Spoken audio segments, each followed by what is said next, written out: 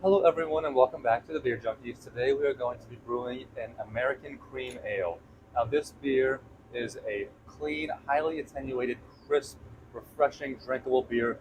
It is actually our best seller here and it's hard to dispute that. I mean, it's just a very easy to drink beer that is kind of like what we tell people is a craft Miller Lite or a Bud Light.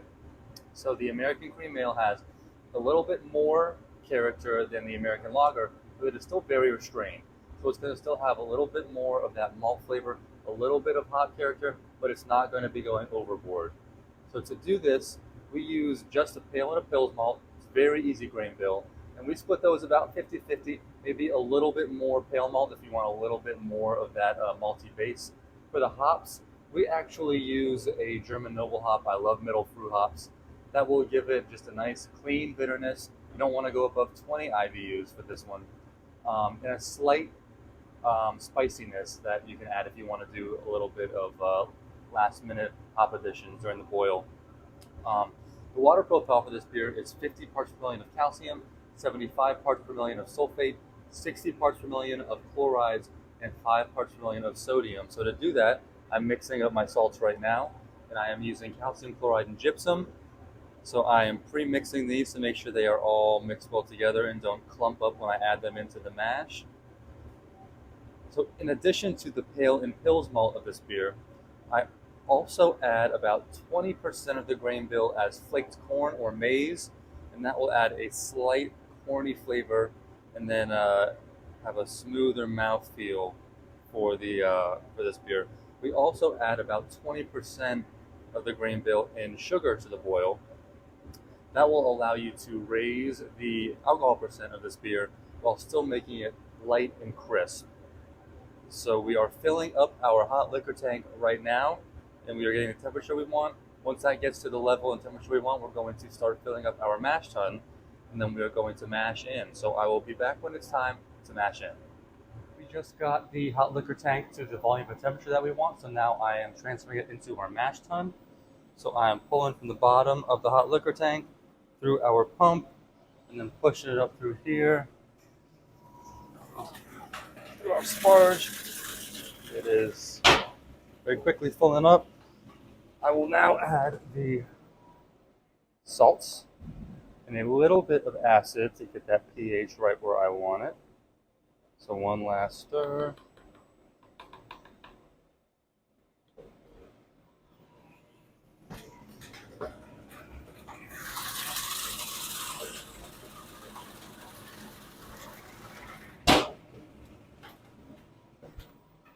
So now we will wait until it is time to mash in.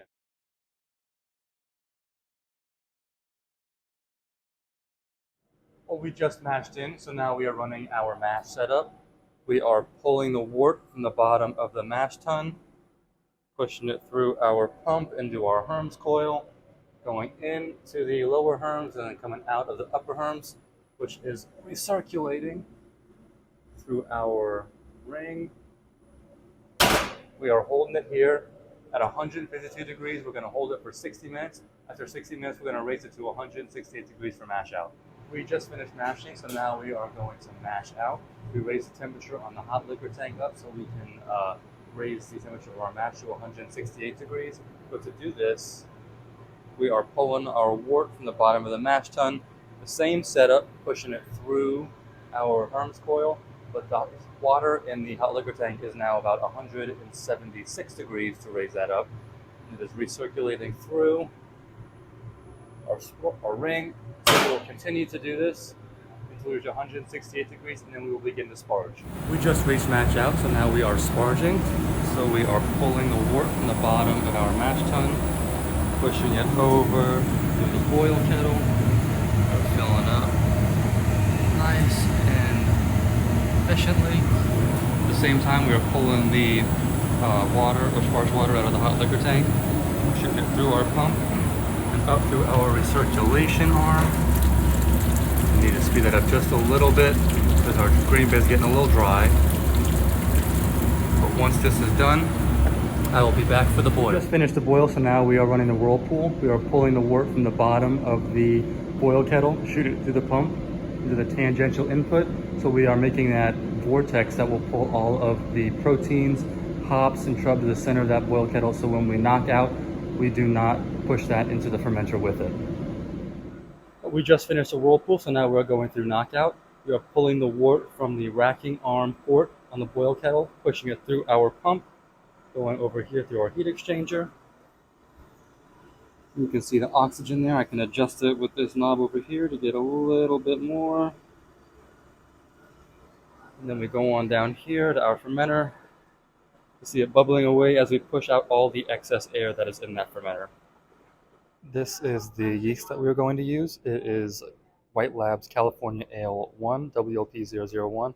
It is a very neutral yeast. It does not produce many esters at all. Very clean, very crisp. So this is perfect for our cream ale. All right, this is the cream ale that we made. It is crystal clear, it is golden, has a nice white head. It's a little bit higher carbonated than some of the beers. Let's do the taste test. On the smell, it's very faint. There's a little bit of grainy sweetness. Not too much though, not too much in the aroma.